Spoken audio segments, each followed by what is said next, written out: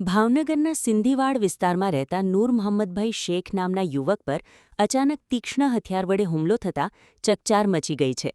પીડિતના જણાવ્યા અનુસાર ગટા નામના શખ્સ સાથે થોડા દિવસો પહેલા થયેલી બોલાચાલીની દાજ રાખીને આ હુમલો કરવામાં આવ્યો હતો. યુવક ચાવડી ગેટ વિસ્તારમાં હતો ત્યારે હુમલાખોરે તીક્ષ્ણ હથિયારથી મોઢા અને શરીર પર ઘા ઝીંકી દીધા હતા. લોહી લુહાણ હાલતમાં ભાગીને જીવ બચાવનાર ઈજાગ્રસ્તને તાત્કાલિક સારવાર અર્થે હોસ્પિટલ ખસેડવામાં આવ્યો છે. આ સમગ્ર મામલે પોલીસે ગુનો નોંધી આગળની કાનૂની કાર્યવાહી હાથ ધરી છે. ભાવનગરના તમામ સમાચાર સૌથી પહેલા મેળવવા માટે અમારી ચેનલ સબસ્ક્રાઇબ કરો. સમાચાર બુલેટિન રિપોર્ટર હિરેન મારુ, ભાવનગર. તમારું નામ મોટાભાઈ? જોન મોહમ્મદભાઈ અલીભાઈ શેખ. ક્યાં રહેવાનું તમારે? વડવા સિંધીવાડ. શું બનાવ બન્યો હતો?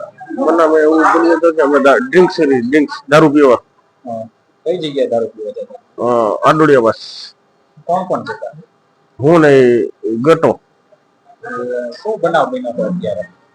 અત્યારે કાંઈ બનાવ નથી. એ 2 દી પહેલા અમારે મગજમારી થઈ હતી, એ દાજ રાખી હતી એને. કોને દાજ રાખી હતી? એ ગટાભાઈ. શેની દાજ રાખી? અને વિદ્યાનગર રહેશે એ, અને જાતનો જય ભીમ છે, હરિજન. આપણે હરિજન તો ન કહેવાય, આપણે દલિત કહેવાય, દલિત. અને એની યારે 2 દરબાર હતા, શરી કાઢી. અત્યારે શું બનાવ બન્યો? બનાવ કાંઈ નહીં, સીધો મારી પર ઘાત કરવા માંડ્યો. કેટલા જણા હતા? એ 3 જણા હતા. કોણ કોણ 3 હતું? એક ઈ હતો અને 2 જણા ભાગી ગયા હતા.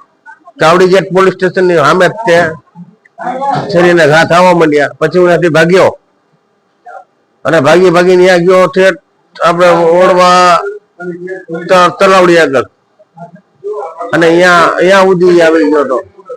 છેલ્લો ગમન અહીંયા મારી વાત અહીંયા હોઈ ગયો મારો. મને આમ જો અમારી પોઝિશન કેવી છે, આમ જો અમારી એમની પાસે હથિયાર શું હતા? હથિયારમાં તલવાર હતી ને છરી હતી. માથાકૂટ તમારે કેટલા દી પહેલા થઈ? 3-4 દી પહેલા.